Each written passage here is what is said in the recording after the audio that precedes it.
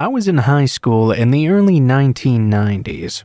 This was around the time when Nirvana came out and pretty much changed music and culture all at the same time. A lot of the kids that I grew up with in my whole life began acting a lot different around this time. I mean, I guess that happens a lot anyway when you get to high school, but these were some pretty drastic changes. A lot of my friends basically turned punk overnight. It was quite odd to see a guy who was one day a prep come to school the next day with a big mohawk. But yeah, that was the last time I recall where culture just completely changed overnight. It wasn't just people changing their looks and stuff though. A lot of people drastically changed the way they acted too. I mean, I really didn't change a whole lot myself, but I did begin hanging out with some different people, and a few of my own friends changed quite a lot as well. One of my best friends throughout my entire life had been a guy named Josh. Josh and I had been friends since maybe the 3rd or 4th grade. He was not really a nerd, nor a jock, nor anything else really.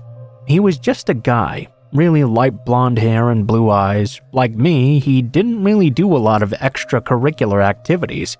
We'd mostly just hang out, play Nintendo, and do things like that. Josh changed a whole lot though when we were sophomores in high school. The first really notable thing he did is that he dyed his hair jet black. It was hard to get used to because his hair had been really light colored before he changed it. He also began dressing a lot differently as well. He was like me, a t-shirts and jeans guy up until that point. He began dressing though like his entire wardrobe had come completely from Hot Topic or something. He also started to get several facial piercings, which I assumed were against his parents' wishes. Josh also started listening to differing music. He would always comb through the music store shelves trying to find CDs by bands that no one knew. It was like he thought it made him more special or something if he was the first big fan the band had. Despite these changes though, our friendship didn't really change that much. I mean, he did start hanging out with other people somewhat. Generally, whoever had a car and some money, he would be in their car and cruising around with them. But he never stopped hanging out with me. We still got together all the time. We'd just play video games and talk about stuff like nothing had ever changed. One night, he showed at my house pretty late at night though. My parents had already gone to bed, and he normally would never show up that late. I was up though, so I let him in. He seemed really distressed about something, so we went into my room to talk for a bit. I noticed one of his arms was all bandaged up, but I didn't ask anything about it at first. I was worried he was high on something due to the strange way he was acting. I don't remember most of what we talked about, but when I noticed that he was now bleeding beneath his bandages, I asked him if someone had hurt him. He immediately told me that no one had, but when I asked him if he'd hurt himself then, he was all too eager to tell me. Taking off his jacket, he showed me the fresh bandages that were absolutely bleeding underneath. He asked if I wanted to see his injury. I didn't really know how to respond to that. I just told him that I didn't think it was a very good idea for him to take those bandages off. It was obvious that he was bleeding profusely, and removing those bandages could just make it that much worse. He did not listen to me though. Josh started unwrapping the bandages of his arm, and when he did, I was shocked at what I had seen. His arm was crisscrossed with straight razor cuts. I mean, they looked almost like hashtags, so I knew they had to have been deliberate. That's the moment I knew that either he had been cutting himself or he had someone else cutting his arm for him. Either way, I was very disturbed. I asked him about it, and he told me that he had been cutting himself a lot lately. He told me it was a rushed feeling to do it, and he'd felt flat emotionally a lot lately. Cutting himself sort of brought him out of that. I didn't want to judge him or betray his trust in telling me this, so it wasn't like I was going to tell anyone. I did encourage him though to clean the wounds. He could get an infection if he just left them like that. I told him I had a first aid kit and could give him some bandages too. I went to that kit while worrying about my friend. When I came back to the room, he was still sitting there on the floor in the dim light. I got ready to help him and reached forward to grab his arm. Then though, Josh reached out quickly and slashed me all the way down the forearm with a razor blade I hadn't even noticed was there. It was so sudden I didn't even feel the pain at first. I was more shocked that he had done it at all. I looked at Josh right in his face. He had this weird little smile on his lips and a strange look of happiness in his eyes. That look very quickly deflated. Before I could get up or react in any way, Josh got up and sprinted out of my house. It was a really freaky moment. I wasn't sure what to do, but I had to get my parents up to take me to the hospital. I didn't know if the blade Josh had used was clean, and it was a pretty deep cut as well. I didn't want to take any chances. What I didn't do, however, is tell anyone what he had done to me. Josh avoided me for a long time after that. It wasn't until a very, very long time after where the two of us talked. He told me he had only cut me because he wanted me to feel the rush he felt when he cut himself. When he realized he had badly scared me, though, it freaked him out, and he ran out of the house. He was too scared to confront me after, thinking I was very upset with him. I don't hold any ill will for it, but I'll never forget that moment of fear when he grabbed my arm and just slashed me open like that.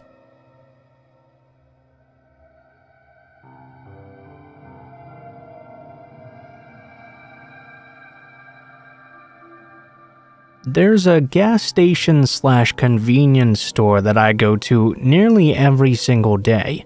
I walk there, so I do it not really to get anything, but because it's a pretty good midday walk to get a bit of exercise. It keeps me going, getting up to do something every day. There's a guy I know who is homeless now, but only assumed it in the first few times I met him. He often hangs out right outside of that convenience store.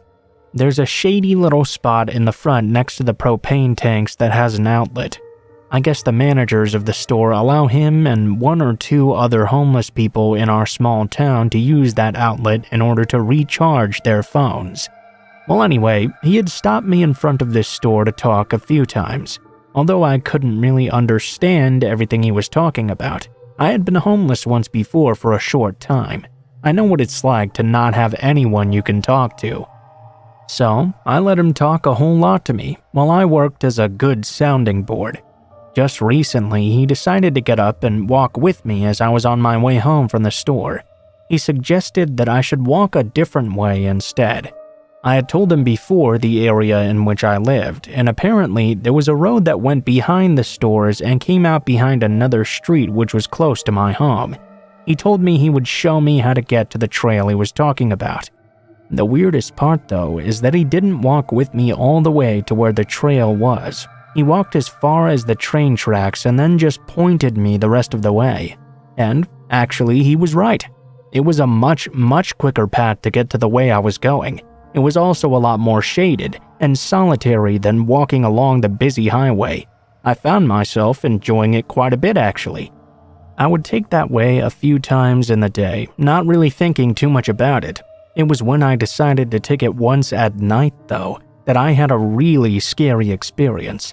I hadn't stopped to really think about what it might be like to walk back there at night. The actual path was really short, and most of the walk was along a paved road. There were a few homes along the road, so I assumed there would at least be some street lamps alongside as well. Well, when I crossed over from the little path to the asphalt road, needless to say, I was surprised at first by just how dark it was. And yeah, it was really darker than anything I could ever recall in my life. Like I mentioned, there were a few houses along the road, but they didn't seem to have any lights on at this time of night. In fact, there were absolutely no lights on at all, not on any of the telephone poles even. This meant it was a downhill walk that was nearly pitch black outside. I couldn't even really make out where I was going forward, trying to watch the ground to see where I was going. For some reason at the time, it never occurred to me to just turn around and go back. I wanted to get through walking that way, and I just figured after I would take the rest of the normal way home. After a few moments, it occurred to me to use the flashlight on my cell phone. Sure, it wasn't the best light there could be, but it did help me find my way a little bit better than without. I couldn't really see what was on the sides of me or anything behind me either, but it was enough to keep me from stumbling on or even off the road. Suddenly, though, there was some noise off to the left side of me.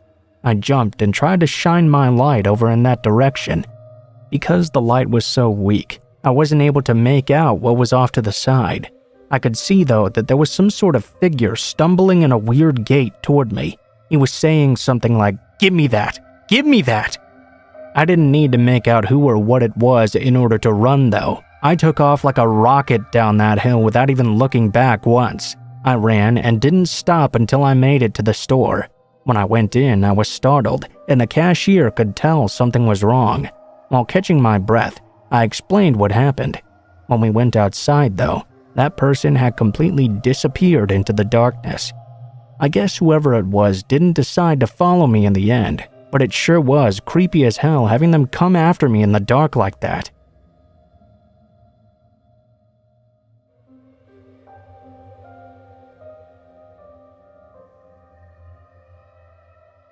I should start this by telling you that I don't defend the way that my friends and I behaved when this all happened, but that still doesn't make this story any less scary to me at all. When I was growing up, we lived right on the edge of the rural side of town. We didn't really live out in what I'd consider living in the country, but we did live quite far out of town on a gravel road, so it seemed rural to me. There was this older man who lived just down the road from us. I don't really remember what his name was, but we called him Mr. Crabapple at the time. I highly doubt that was his actual name, though. He did have some fruit trees in his backyard, but as far as I can remember, none of them were actually crabapple trees. We might have just called him that because he was a grumpy old man, and we were all annoying-ass children. I had to have been around 10 years old when this happened. In the fall, normally after school, a lot of us kids on the street would be playing outside. Inevitably, we would go and try to steal some fruit off of his trees. It was at the time of year they would be ripe and ready to pick. This was not a week after we started back at school. We hadn't really bugged the old man at all during the summertime, so we went and wanted to go and steal some fruit off his trees. Normally, we would get him to chase one of us away from his porch so we could all sneak into the backyard and take some of the fruit. A friend of mine went up to the porch and knocked on his door. When he answered, the kid began mocking him, which is what we did to get him angry. He got real mad and came outside and began chasing the kid around. Of course, the job of the decoy kid was to lead him far away from the house. Boy, did he do his job real well. The rest of us ran into the backyard. Well, apparently, we had done this way too many times and he had caught on. While we were in his backyard trying to get the fruit, I felt someone grab me really forcefully on the arm. I screamed, and when I did, all of the other kids turned around. We all noticed the old guy had grabbed me from behind and began pulling me towards his house. Of course, kids being kids, rather than any of them try and help me out, they just scattered and ran away. The man dragged me into his home and slammed the back door behind him. He then took me and threw me down a flight of stairs into his basement. I then heard him lock the door. I was terrified. Only 10 years old, I wondered what was going to happen to me. I wondered if my friends would go and tell my parents, or if they'd just run home and pretend like nothing happened so they wouldn't get in trouble. It was hard to know exactly how kids like us were going to behave. I was not only in this man's basement all by myself, it was more of a cellar, and it was extremely dark and dank. It was so terrifying to be in there all alone, listening to that man pacing around above me. Who knows what he was planning for me? It took a while, and I don't really know how long I was down there in the basement. It felt like quite a long time. I had cried quite a bit because I was so scared. I finally heard a knocking on the door. There was some arguing that I heard as well. I was still scared, not really knowing what was going on. I then heard the door unlock and watched it open. My dad was up at the top of the stairs. He told me to come up and that we were now going home. I ran up the stairs to him quickly. He picked me up and we left the house. Although my dad was mad at me for tormenting the old guy, he also felt that throwing me into his basement and terrifying me like that was way too much. Turns out one of my friends had gone to my parents' house and told them, but only after his own parents made him do it. That was why I was in that basement for such a long time. I did get punished for what I did, but I never ever bothered that man again.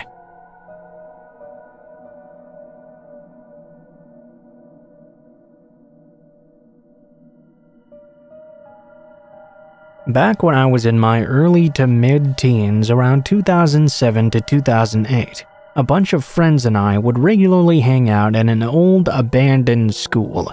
It was a very small school with only 8 classrooms, a teacher's room, a cafeteria, 2 bathrooms, and one room we had no idea what it was since it was always locked. I'll get back to that later though. This school hadn't been able to keep up with the 80s modernization of our town and the large number of newcomers that followed with it. As such, it quickly closed down in favor of newer, bigger schools and buildings by the end of the 80s. Most of the place was boarded up completely, but you could enter through a window in one of the classrooms where the board had since been ripped down. Our routine was always the same. Whoever of us got off school first would go down to the building and go through the different rooms to make sure everything was empty and safe.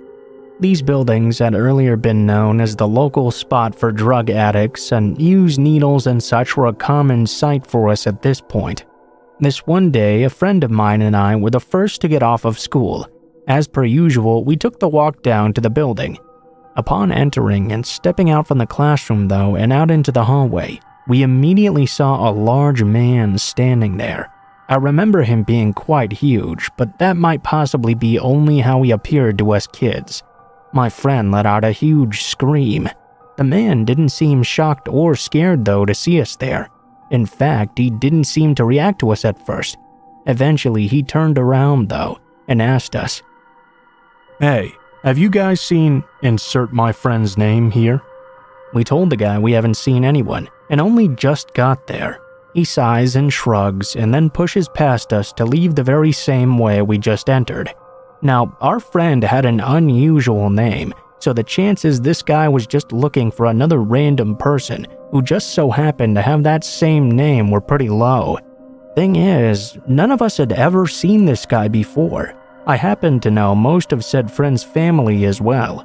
When we described what the guy looked like to our friend, he didn't seem to know who this guy could have been either. For the next few months, we were too scared to go back.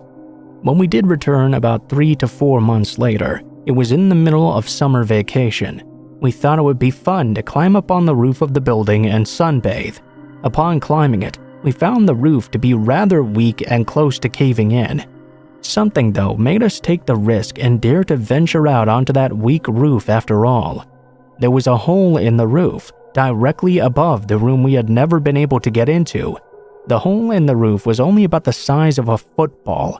One of my friends came up with the idea to lower her arm down into the hole and film the rest of the room using her phone so we could all see what the room looked like. She puts her arm down into the room, and as she begins filming, she suddenly lets out this blood-curdling scream. She immediately retracted her arm, but now her phone could no longer be seen. She was certain that something had just grabbed it from her hand. As we looked down through the hole, we could now see her phone just lying straight up on the floor. We climbed down from the roof and entered the building, now intent on doing whatever it would take to get into that room. After all, we didn't want our friend to have to return home without a phone and have to explain what happened to her parents.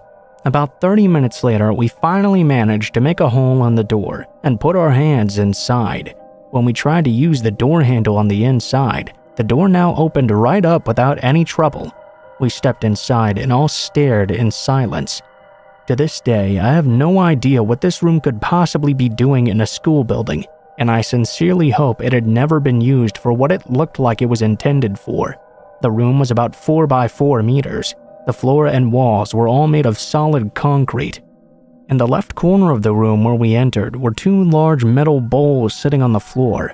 At the back of the room were 5 chains dangling from the wall, 4 with equal-sized cuffs, and 1 large one that looked just perfect to fit around someone's neck. Needless to say, we swiftly picked up my friend's phone and immediately left that place. The room had us both scared but slightly intrigued as well. After some talk back and forth that same night, we decided to go back and take a closer look again the following day. When we returned the next day though, we found that door locked once again. Only now, someone had covered the hole we had made in the door with a large wooden board, nailed firmly shut. Once again, we immediately left, and after that visit we never returned. I have no idea what we stumbled upon that day, but I'm certain my days hanging out at this place is what sparked my interest in abandoned places.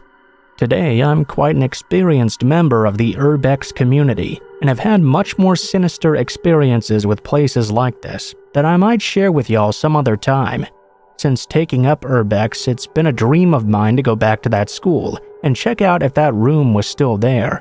Unfortunately though, that place no longer exists, and the area is now home to a thrift store instead.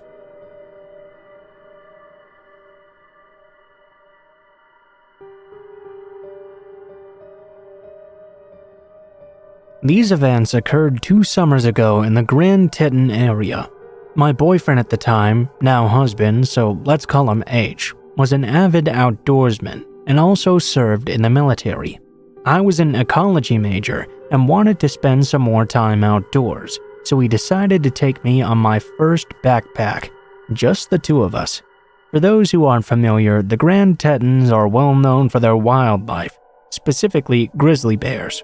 My only experience with bears up to this point was watching a little black bear cross the road from the safety of my car.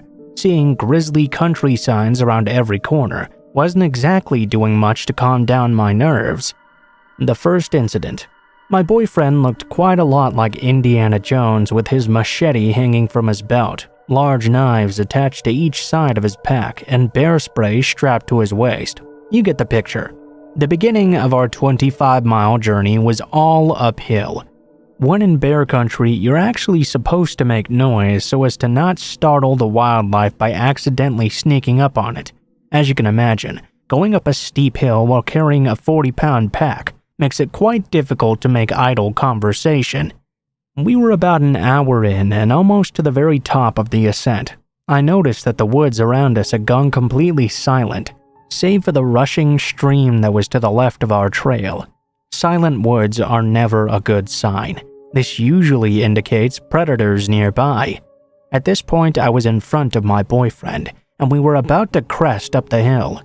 For about 20 minutes, we had not said a single word to each other, having been way too tired to speak.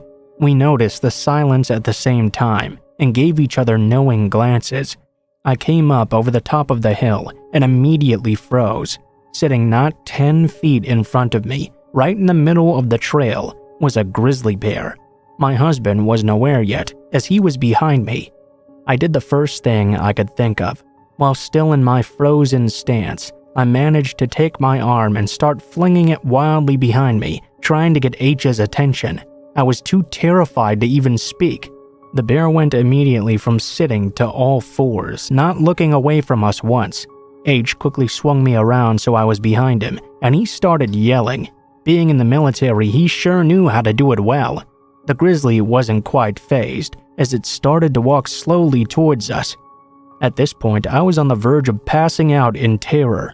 This bear was about 5 feet in front of us, when we heard a loud crack coming from the woods to our right. The bear heard it too, and he bolted toward the stream. A second crack boomed again, this time much closer than before. H said, "It's probably just some falling branches," but we knew that was not the case. At this point, we were walking quickly up the trail in an attempt to create some distance from that grizzly, and those strange noises as well. I could feel the hairs on the back of my neck stand straight up, and at that very same moment, H stopped moving in front of me. He turned around to look at me, and I turned to look behind me. To this day, we're not sure what exactly we saw. Back where we had just been standing was this large black-brown mass. It looked to be 3 times bigger than that already large grizzly we had seen just a few moments before.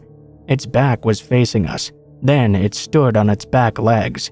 It looked similar to that bear we'd just seen, but something about it was different. At this point, it was probably stupid to run away, but that's exactly what we did. We were aware of heavy footsteps behind us, but neither of us looked back. Those footsteps eventually faded. At this point, I was a mess. H was doing his very best to console me. "Honey, this is extremely unusual. The bears usually stay away from humans. We're going to be okay. I'm sure that won't happen again." That was enough to convince me to continue on the backpack. Not an hour later, though, We reached a clearing where we decided to take a rest and eat a snack. About a minute after we sat down, I noticed bushes moving in a line toward the clearing towards us. Out of the brush came this adolescent grizzly, who looked just as spooked as I'm sure we did. He came straight for us. H, being the crazy nut that he is, decided to charge back at the bear while screaming, bear spray at the ready. That did the trick though. The bear got scared and ran off. All I could think to myself was just my luck, but that wasn't even close to what happened on the second night. Second night. Before we began our backpack, we had let the ranger station know which trails and route we planned to take. With this information, they usually send a ranger on horseback at some point during the backpack to make sure that everything is okay. There weren't many approved trails for us to choose from, and it was just our luck that they were the most difficult ones as well. Apparently, over the 3 days we were on those trails, we had been the sole hikers there. We didn't see a single other person once we were en route. Anyhow, I guess we missed the ranger who came to check on us. We had been following hoof prints the entire second day, and we hadn't seen any the day before. I had some foot problems, so we spent valuable daylight trying to adjust my boot, laces, and socks to compensate for the pain. When we started on the trail again, we had maybe an hour or two of daylight left, and in the woods, it gets dark real fast. I was exhausted now. It was already dark out, and H was the only one with a working headlamp. Mine wouldn't even turn on anymore for some reason. We needed to find somewhere to set up camp for the night, as we still needed to eat as well. It was freezing, and the wind was blowing quite fiercely. It was creating a howling sound as it rushed through the trees, which made it difficult to hear H or discern any other sounds coming out from the woods. After another hour of hiking through the dark, we finally found a clearing. Well, I guess it was more like a bowl. It looked to be 200 meters in diameter, with the sides being 10 meters down from the trail to the bottom of the clearing. This place was strange. We both felt it, though he didn't tell me how freaked out he was till after we had left. There was no moonlight, so all we had was the illumination from his headlamp, our small camp stove, and the flashlight I fished from my backpack. Half of the trees were dead and fallen just in the bowl. The vegetation everywhere else was quite dense. To help alleviate my anxiousness, he started playing Ninja Sex Party out of his portable speaker. This didn't help much though. It echoed off the trees, creating a dissonance of sounds. He also thought this loud noise would ward off any predators nearby though. This is when we knew our anxiousness was not just paranoia. The silence was back. There hadn't been a single bird chirp since we arrived at the clearing. It also may have had to do with the obnoxious music, but because of our previous experience, we decided to turn it off and head into the tent. It was freezing as well. As soon as we were situated in our sleeping bags, we could hear deep cracks and thuds echoing from beyond the tree line. Falling trees? There had been a lot of wildfires and very little rain this season. Thud. We both froze. That sound was not an echo. It came from inside the clearing and was definitely not a falling tree. Thud. A second one. It came from right outside the tent. We both stopped breathing. H's hand found mine and we clung together paralyzed. Something dragged along the outside of our tent, making an indent as it went along. We could see it was a finger. "What is it?" I whispered, shaking.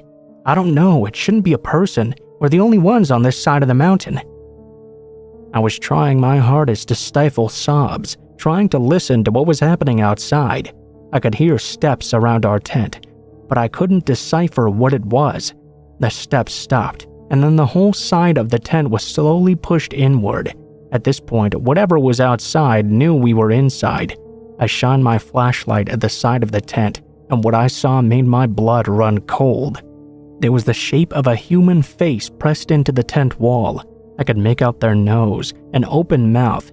Each time they breathed in, it made the tent around their mouth billow in and out. H said fuck that and pulled a Glock from his sleeping bag. He cocked it, and the sound shattered the silence. The face immediately pulled back, and we could hear fast footsteps heading toward the edge of the clearing. We didn't leave the tent till the sun was shining the next morning. The first thing we noticed was the smell of urine. We came out of the tent and looked around. Whoever that was had peed on the coals we left in the fire, leaving the disgusting stench of evaporated piss. Footprints surrounded our tent, circling around multiple times. Muddy handprints decorated the outside. At least, we think it was mud anyway. The takeaway? Wildlife is not always the most dangerous thing out in the back country.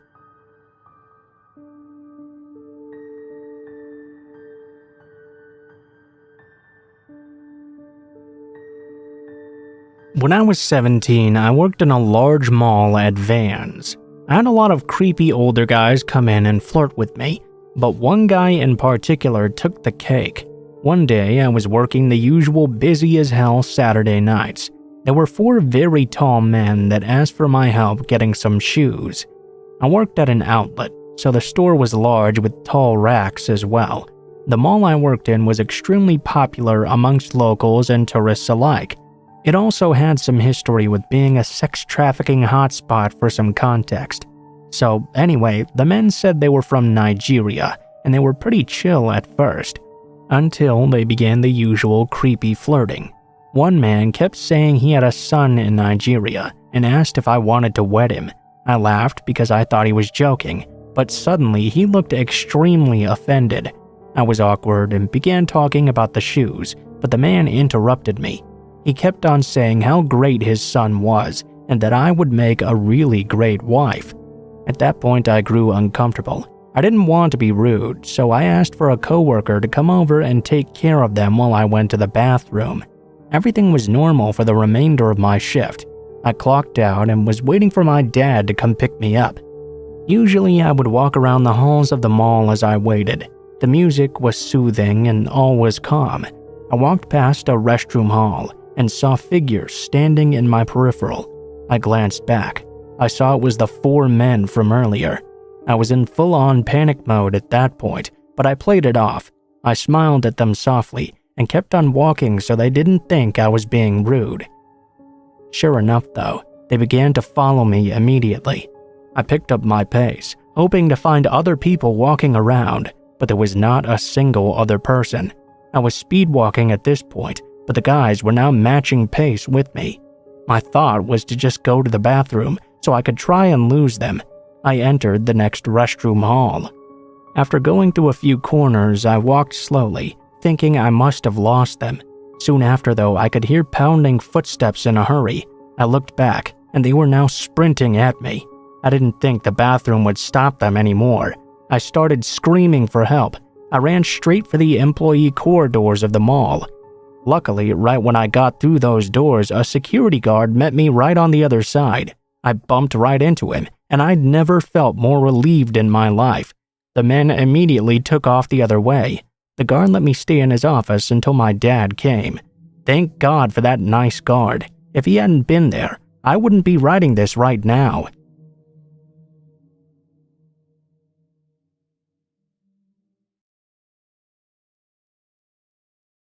Today's video may contain subject matter that some viewers may find disturbing, and as such, viewer discretion is advised. And if you have a story you would like to send my way, go to astheravendreams.com and click the button to do so. And of course, thank you.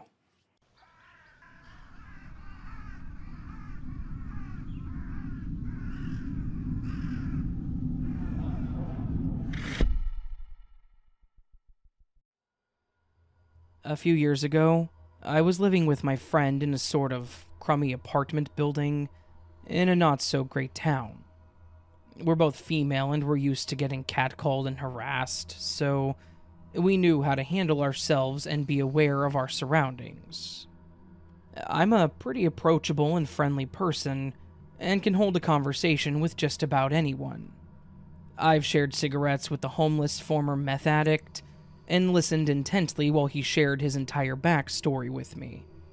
I've been approached by drunk women on countless occasions who just want to talk to me about our compatible astrological signs or vent about men. My philosophy in life has always been that everyone has their own journey they're on, and that we're all humans, so why not be nice to one another? I've been called naive because of this mindset in the past, but I know that I can stand up for myself if I need to. Still, hindsight is 20/20. And I wish I could have seen how naive I was when I invited the chicken guy to my stoop.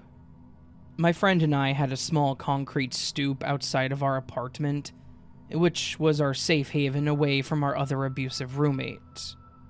Just to put some distance between him and us, we would take to the stoop and light up a cigarette, if only to forget our situation for a while.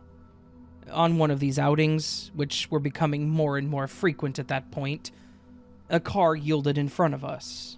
The stoop faced the back parking lot of the building, and people sometimes stopped their cars like this to run into their nearby unit, so we didn't really pay too much attention to it.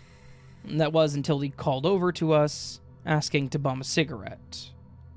It wasn't uncommon for people to ask to bum from us when they saw us sitting outside, so there weren't really any initial red flags. The man bounced out from his SUV when we said sure, and my friend lent him a lighter as he took one of my marble golds. He thanked us profusely, took a couple of drags, and told us that he had just come from a barbecue with some family before lighting up and saying, "Oh, wait right there." We did as he said, a little unnerved at this point. I expected him to come back with pot or something to return the favor, but instead, he bounced back to us carrying a paper plate covered in tinfoil. He dropped the plate at our feet, and after a pause, my friend asked, "What is it?"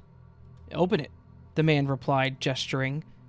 My friend looked from the plate to me and kind of chuckled. The man was eagerly looking down at us, so I made the first move and peeled back the tinfoil.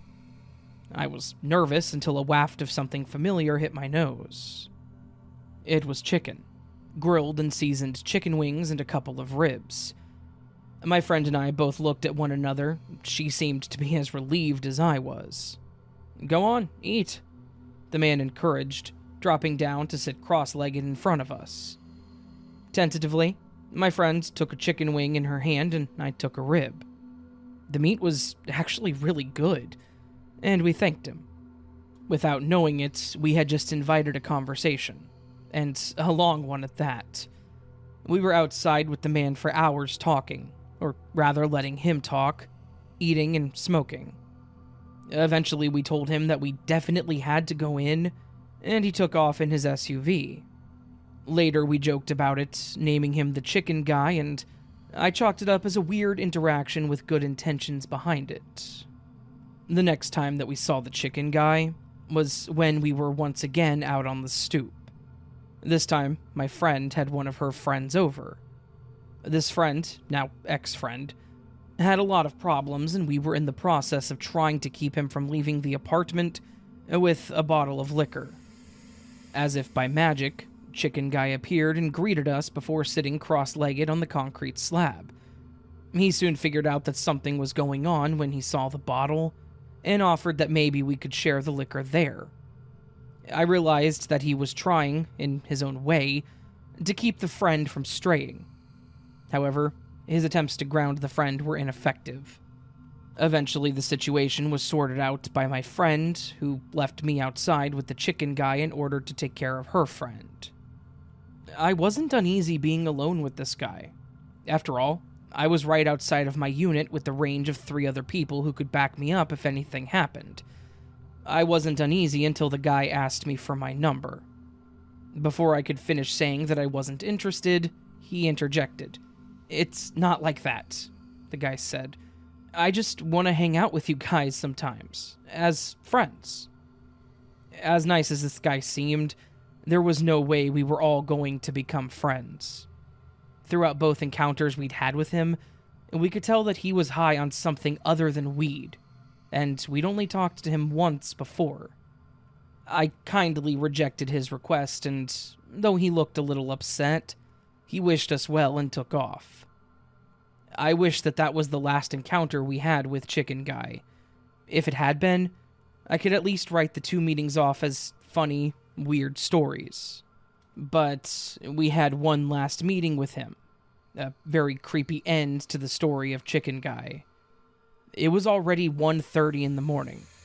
My friend and I had been binge-watching something on Netflix and lost track of the time. We were just about to start up the next episode when we saw a shadow at the back door. Because all of our lights were on, you could just barely make out a human shape on the other side of our sliding glass door. We weren't sure who it was until we heard a now familiar voice call to us. It was Chicken Guy. I almost instinctively went to answer the door before my friend gestured for me not to. So, we sat and waited for him to go away. Surely he would leave once he realized we were clearly ignoring him, right? No. This guy starts knocking and then banging on our door, calling out to us occasionally. I couldn't even say anything, and I think my friend was just as nervous as I was. We had literally only talked to this guy twice before, and now he was banging on our door when most people were already asleep. Eventually, I got up all my courage and slid the door open a crack. He started asking if we had a cigarette that he could bum, but I stopped him and told him that we didn't smoke anymore, which was true. His face fell, and then I said that we were going to bed soon and pushed for him to leave.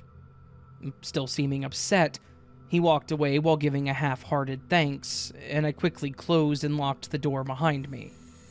I know that nothing violent happened in this story. No one was hurt, robbed, or cussed out, but you never know what people are capable of. And this story could have ended much worse. Our other roommate chewed us out for letting some random person chill outside of our unit and told us how stupid we were.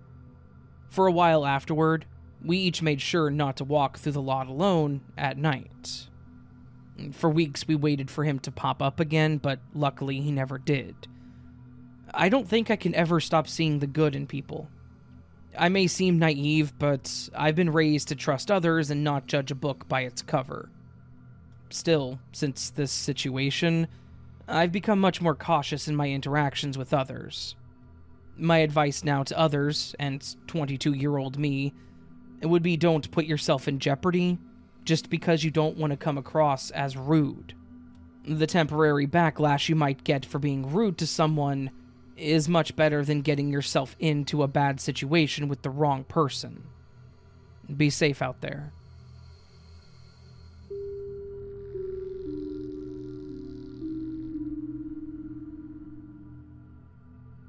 So, I, 16 female, found out recently that my grandmom was in the graduating class at Revere High School of 1978. At that time, she was 18. The story came out because she said something when I told her about the new series on Netflix. You guys should know who I'm talking about. I told her about it and she goes, "Oh, I remember him." And I obviously told her that a lot of people know him because, you know, what he's done. And she stops me and goes, No, I graduated with him." I stood there completely frozen. Now, she showed me the yearbook picture, but I don't think I'm comfortable sharing that on the internet because I don't want people to find out information about my family. But I can't lie about this. Especially this. So I'll tell you some things that she told me. This was about 2 weeks ago, so I'll try and remember what she said word for word. Now, I did go to the high school with him, but there were so many kids in that school, I barely even talked to him.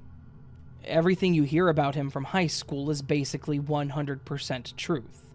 He was the definition of weird. He would actually come to school drunk on some days.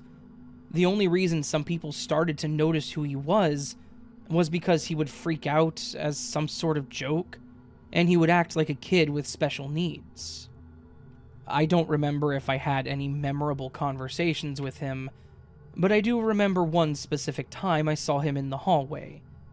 I had only heard about what he had been doing, but I didn't know if it was actually true, so I asked him, "Aren't you the boy who puts on those acts in the hallways?" "Yes, I am. Why, do you find me funny?"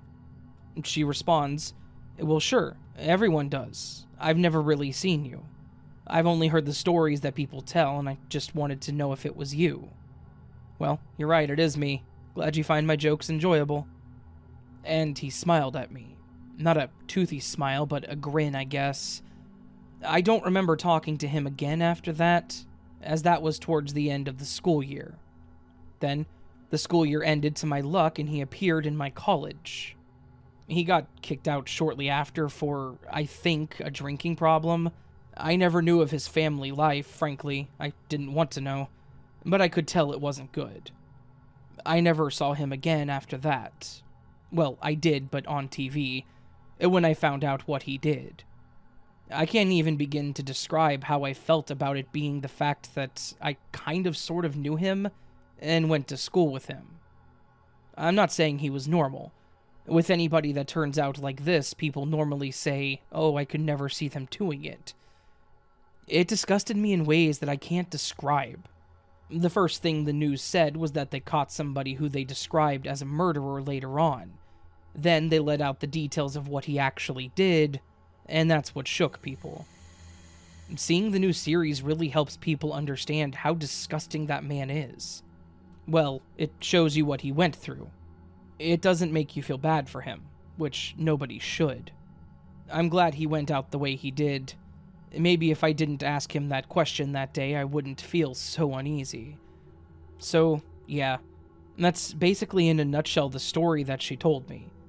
I could tell my mother feels uneasy when she talks about it, but I'm guessing my grandmother has told her already.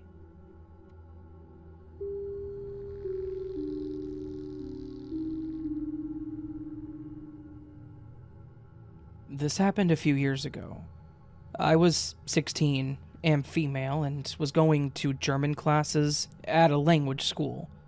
They ended at 8:30 p.m. and the bus came at 9. I usually would wait until there were 5 minutes left to go out, as it was dark, and wait at the bus stop a street away. This time I decided to go earlier to see if the shops were open to buy something to eat. I arrived at the bus stop, and there was a couple waiting, past a gas station, a sports club. It was full of screens to watch football and such. A few shops, a bakery, and finally the supermarket. Both the bakery and the supermarket were closed, so I went back and decided to buy something at the gas station. I bought snacks and went outside to the bus stop. There was someone else this time besides the couple. A guy. Mid-30s, maybe 40s. I was minding my business, waiting, eating my snack. There were still like 25 minutes left. The guy approached me and asked in German if I had a lighter. I told him that I didn't, and he backed down to where he was. He came back about a minute later and asked something. I don't remember what, but I didn't want to talk to strangers, so I said in English that I didn't speak German, which was kind of true. Unfortunately, he replied in English and told me that he also spoke English. He asked where I was from, and I said Spain. Not true. He then asked me what my name was, and I answered quickly with a fake name. He then told me that I was very pretty and that he saw me pass by the sports club he was in, and I started to get very uncomfortable with this situation. He asked me what my age was, and I said 17, again not wanting to reveal anything true. He said that I looked older. He then said that he actually came here to find someone he could marry, and that I was so pretty. Keep in mind, this dude was way older than me and very obviously so. I was even more uncomfortable and told him that I had a boyfriend back in Spain, which was also a lie. He said it was sad and such a pity, and then asked me for my number. I told him I didn't have a phone number because I was not from here. He got sad and asked me for my Facebook. I told him again I didn't have one, and he got kind of pushy, almost angry, and then asked me, "But don't you want to be friends? Don't you want to be my friend?" And I was like, "I'm sorry, I just don't have anything." And he kind of gave up at that point. He then left. He turned around and went back to the sports club, which means that when he saw me by the window, he decided to follow me half a block and wait at the bus stop for me, which is one of the creepiest parts of this. So yeah, to that guy, let's not meet again.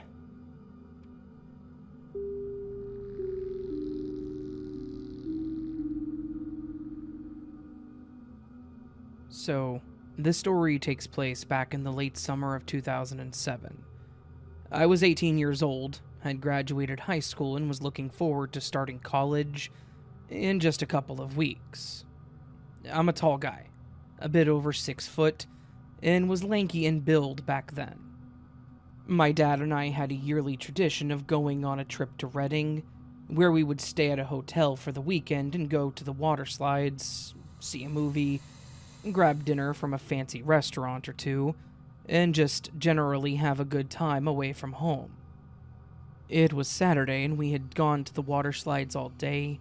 Once the sun was setting, we decided to go to In-N-Out for dinner, and then had plans to go to the movies later in the evening. We were going to go see Rush Hour 3, but on this particular occasion, my dad had gotten pretty wiped out and decided he would just relax at the hotel. I still wanted to go to the movies and said that that was okay. He dropped me off at the movie theater, which was only a couple of miles from the hotel we were staying at, and I told him that he didn't have to wait up for me. I would just walk back after the movie. While I was waiting in line, I noted that there was a surprising amount of people around my age, all going to see a movie called Superbad. It was starting 10 minutes later than Rush Hour 3, and so I was curious to see what it was about. And then I changed to that movie. It was a great time.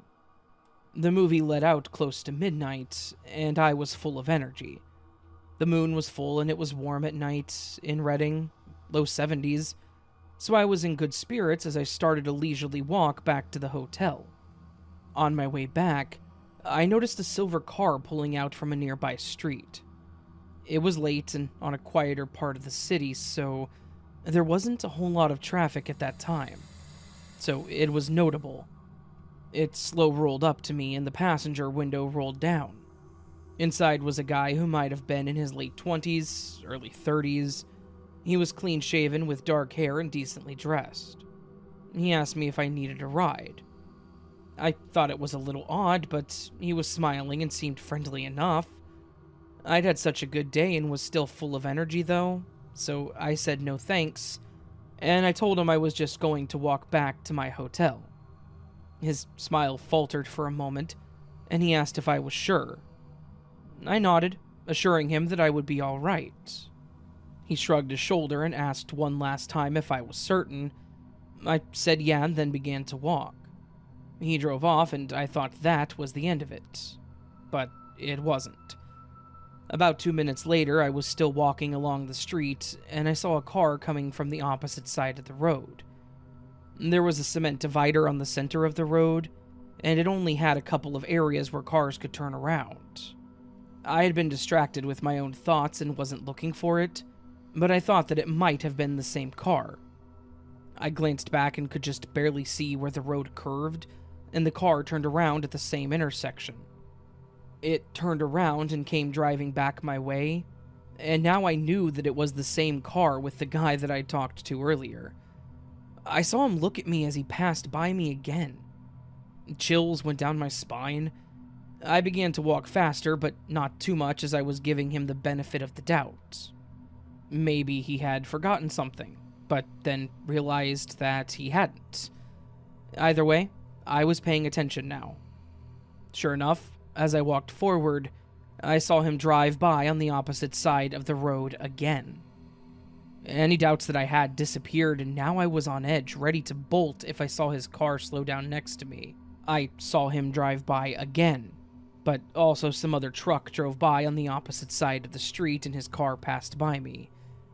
At this point, I couldn't see where he could turn around, but I knew the streetlights he could use weren't too far ahead either. I looked around, and across the street from me were some businesses, and they had bushes in front of them. I waited until I couldn't see the silver car anymore, and I ran across the street, and I hid behind the bushes, using them for cover. I watched, and I waited. I tied my shoes tight as my heart was pounding, hoping that he would not come by again. But he did. I saw his silver car drive by my hiding spot, and I let out a sigh of relief when he didn't suddenly decide to drive into the parking lot where I was. But I didn't move either. I knew that he could turn around again, so I kept waiting. He drove by again on the opposite side of the street. I then started counting for 10 minutes. 600 seconds. I decided that if I saw his car drive by, I would start again and I would still be ready to run just in case. The 10 minutes went by and I didn't see his car again. I got up and I shakily made my way back to the hotel, keeping an eye out for any new cars coming my way. None did. My dad woke up when I got back to our hotel room and I told him what happened. He got up and took a look around the hotel parking lot before saying that we should lock the door, draw the curtains, and try to get some sleep. We left early the next day. I'm really glad that I didn't get into that guy's car that night, because I just recently heard that there had been a number of kidnappings in that area around that time, with people getting taken after getting into seemingly friendly strangers' cars at night.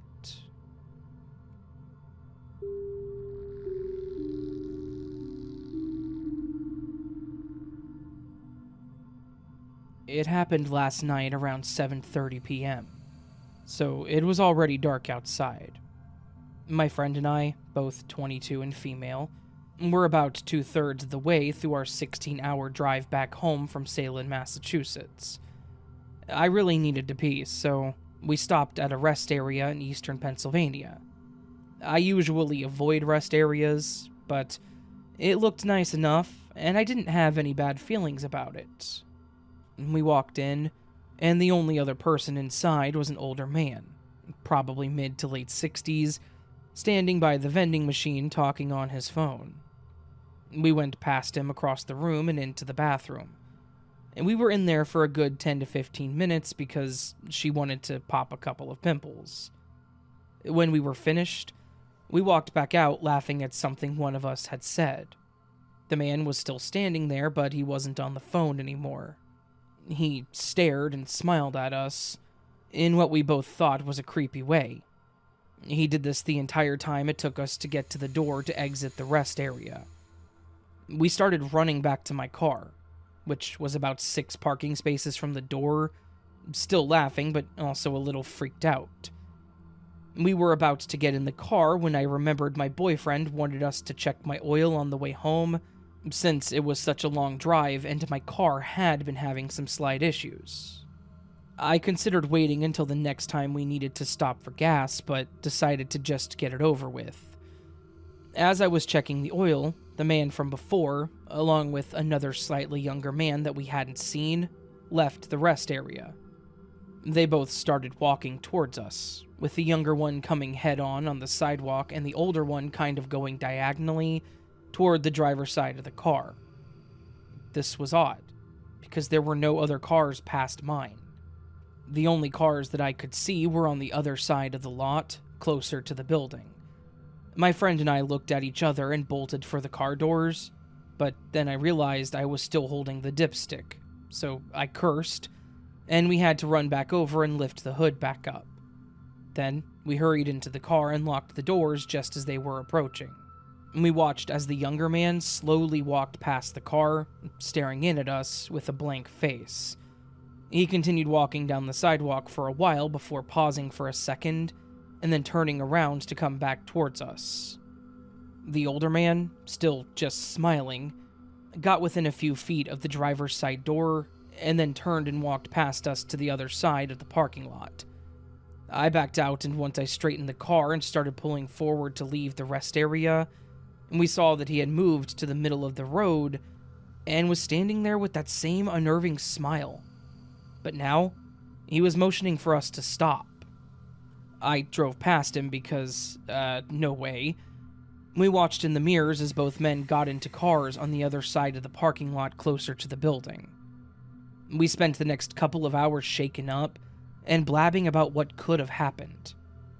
I'm not sure what their intentions were, but there can't be any good reason to approach 2 women like that at a rest area. I tried telling myself maybe they were gonna ask if I needed help with car troubles, but I was very clearly just checking the oil. And it doesn't make sense why the younger man would walk the complete opposite direction from his car and go so far down the sidewalk. So, I'm not really sure.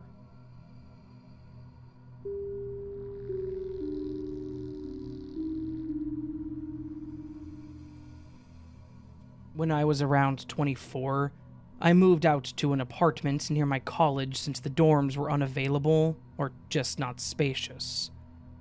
However, I quickly realized that renting would be very expensive, especially for a college student. Thankfully, I was able to meet up with another student who wanted a buddy, and lucky me, he is a chef in the works, and would love to cook every other night without having to pay him. I would basically be his tester and rate his cooking. Our first month together was the best. He made such exotic meals that could only be found at high-end restaurants. Almost every cook night would be something that I would look forward to. However, one Saturday morning, I woke up to some tummy ache. I had to rush to the bathroom and puked. I was actually surprised by this and went to my roommate who was making breakfast. He was surprised to hear this too and checked yesterday's leftovers and didn't see anything bad. I figured it could have been that I simply ate too much since prior to dinner last night, I hit the gym and lifted heavier than usual. Every other night, in no particular pattern, I would experience more belly pain, kind of like both in and on my stomach. I assumed my habits of working out hard had to be the reason, and eating a lot afterwards. But I also noticed that after eating, I would get so tired and usually go to bed right after, which never happened before moving in with my roommate. I also noticed that he always plated my food for me, and if I tried to help out, or pour it myself, he would tell me that I would ruin his masterpiece. I could understand what he meant, but it still made me a little suspicious. I finally had the idea to open up about this and talk to a close friend about it. She told me she would stay with me for the night because I was suspicious that he was doing something to me, but couldn't figure out if he really was. Now, mind you, I knew that I should probably move out and find another place to live, but I still had a few months for the lease, and I didn't really have enough money to just leave. So, that night, everything went as normal. I came home from the gym, I came home and had dinner with my roommate, but as I'm finishing up, my friend shows up. I pretend that I forgot to mention that my girlfriend, not really, but just wanted to make it believable, was sleeping over. Surprisingly, my roommate took this very well. It was about that time that I started to get tired and I went to my room and fell asleep. So, this is the perspective from my friend. She also went into my room and saw that I was fast and in a deep sleep. But she knew very well that I'm a light sleeper. In fact, breathing hard enough could wake me up. But she was patting and shaking me, and I just would not budge. Hours later, my friend woke up to the sound of the door opening. She stayed still, but from her original position, she could see the door, and from adjusting to the darkness, she could see somebody peeking in. At least 5 minutes passed by, and whoever it was, most likely my roommate, left, and didn't come back for the rest of the night. When I woke up, I didn't feel any sort of pain, and my friend told me everything and was worried that my roommate was the cause of my pain. So, for a week, I decided to stay with her, and occasionally I would get texts from my roommate asking when I was coming back, and then he would send pictures of his delicious food. As much as I wanted to stay with my friend, I couldn't because she lived far from the college, and it was a hassle traveling that far. She didn't attend the same college. However, she did give me the idea of buying some secret spy cameras that just looked like regular things. So, I bought 2 small wall clocks and 2 charger plugs. The layout of my room when looking from above is basically door on the upper left side, TV and small table that it stands on is also left center side, bed is on the right back corner of the room, and closet is at front and center of the room.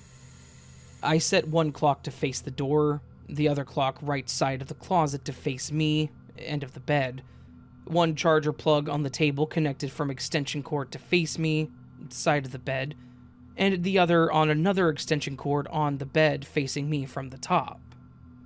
I had a bad feeling that having 2 clocks and 2 extension cords in my room would be suspicious, but hopefully he wouldn't notice. Night came and it was the same routine. I went to bed that night and woke up around the same time with a bellyache. I then logged into my laptop and reviewed the footage. What I saw was that he did in fact enter my room with something in his hand. He came in as if I wasn't home, and what my friend said was right. It was like I was dead asleep. He pulled the blankets off of me and began with rubbing me before revealing the object to be a toy. He proceeded to torture me while whispering something that sounded like how he wished that I loved him, and why can't he do this to me when I'm awake? I think this all lasted for like half an hour before switching to another for a few, and then he left the room. I was in complete shock, and I went straight to the bathroom and showered and puked until I swear my stomach was completely empty. For the record, I'm not gay or bi, but I don't have anything against them. But after seeing the footage, I started to sort of feel fear towards them. I never ate another meal from him ever since, and as much as I could, I would either sleep at my friend's house or have them over. I even installed a lock on my door to have a key, since the previous door only had one of those basic locks that could be opened with the screwdriver. I never spoke to my roommate the same, and he noticed this, and he tried to sit down with me, as if he was concerned for me. But I always brought up excuses that I was late for something. I talked to my friend about this, and she forced me to speak with the college. I really didn't want to talk about this, but I eventually did, and I even showed them the footage. I don't know what happened to my roommate afterwards, but he was evicted from the apartment and probably expelled from the school. I don't know if he went to prison, but I do hope that he did. And sometimes I hope that he has the same experience of what he did to me.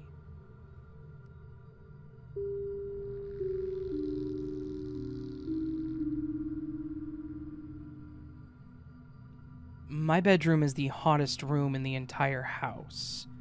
In the winter, I have to almost fully cover the vent to block heat from coming in, and I have to sleep with the window open a tiny bit to keep it from getting too hot. I have a medical issue that causes me to get violently ill if I get overheated. When it's fall, I generally keep the bedroom windows open. They have screens on them, and I have blinds and blackout curtains, and I sleep with them open. I have a window at the front of the house, and a window on the side of the house in my room. The other night, I was watching TV because I have horrible insomnia, and I just couldn't fall asleep. Sometime after midnight, I heard footsteps outside my window on the side of the house. There's leaves all over the ground already, so it was pretty loud. I paused my show and listened, honestly just figuring it was one of my roommate's dogs. I realized, unfortunately, that there was no way it was either of his dogs. The girl dog is much younger, maybe a year old, and she prances everywhere. It's pretty adorable and very distinctive since I hear her out there several times a day. His other dog is a large dog, but he's very old and very fat and slow-moving. He generally can't even walk the distance from the back door to the other side of the house near my window. His walk is also very distinctive because he hardly lifts any of his paws. He's super old when he walks. I also noticed that it was very clearly the steps of somebody walking on 2 feet. Within seconds of me pausing the TV, the steps completely stopped. I listened for a while, but eventually turned the show back on. We do have a tree between us, by my window, and our neighbor. It's completely plausible that if someone was outside the window, they could have climbed into the tree and waited until they could get away without being heard. Eventually, I fell asleep. Just a little while ago, I had dozed off watching TV, only to be woken up by my cat frantically jumping on my head to look outside the window. He never looks out that window when I'm asleep, because he can't find a way to the window without stepping on me and waking me up. His tail was puffed out, and the hairs on his back were slightly raised. I've rarely seen him do this. He's only acted like that one time towards an animal that was a cat that we brought into our room and allowed to eat his food. He looks out the open window all the time. He loves seeing other animals. This took me from scared to absolutely freaked out. I paused the show again, and it was unmistakably human steps outside my window. Only this time they didn't stop when I paused the TV, and they definitely were not trying to be quiet. I heard them take several quick steps, and the sound faded towards the front of the house, confirmed when my cat launched himself across the room to look out that window. I then heard what sounded like a car door, and then nothing more since. I called the police, and 2 searched the outside of the house with flashlights, and another car drove around shining their spotlight around the neighborhood. Here's hoping whoever this is doesn't keep coming back. I'm also going to get some cameras as soon as I can to put outside my window so that I can find out who this is and have them stopped.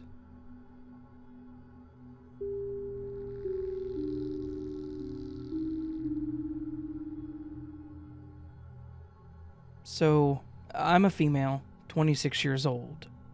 At the age of 9, we moved in with my great-grandparents. I mostly grew up in a suburban area, and it was nice and quiet, or so I thought. At 10, I told my mom that I wanted to start walking home. I always enjoyed walks with the lush green trees on our street, and school wasn't far at all.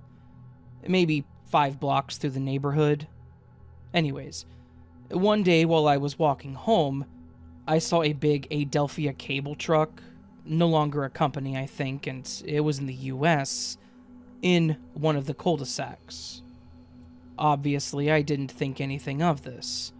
That is until the old man started motioning his finger for me to come to him while he was in the truck. I shook my head terrified, and he nodded, still gesturing his creepy finger signaling for me to come over to him. I ran. I bolted fast with my oversized backpack and did not stop running until I got in the door and locked it. I was mortified that an old man would be asking a child like me to come to his car, and my mom taught me better than to be fooled by his big company truck. To be fair, I was a young bloomer, and grew out in the 4th grade, so I blamed how my body looked for a long time. The second time was in front of the house that I lived in that same neighborhood. I always enjoyed sitting outside in the front lawn, and we had one of those big green electrical boxes that I would sit on from time to time. I was playing with those weird little berries that grow on trees, daydreaming and enjoying the nice weather.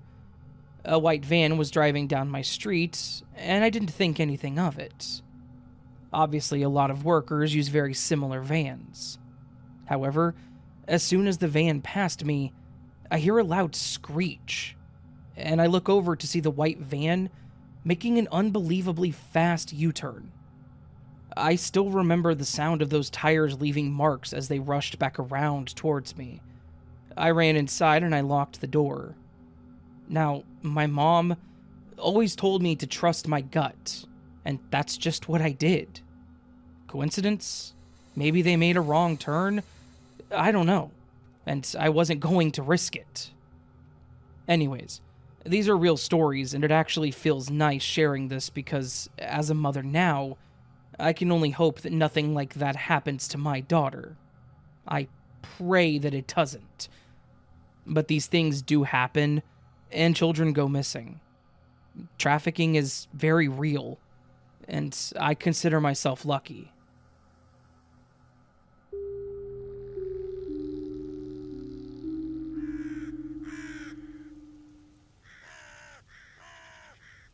So that was today's collection of Stranger and Stalker stories. Collection of stories where the creepiest thing around is the person that's watching you from the other side of the road.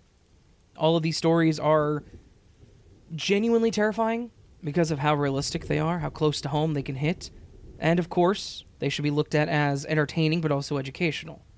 if anyone ever finds themselves in these situations or a situation that's similar, hopefully these stories can offer a bit of insight as to what they should or could do to get out of the situation. Of course, best case scenario, no one ever ends up in these situations again, right? So, yeah. Hopefully you all enjoyed the video. If you did, please do hit that thumbs up button.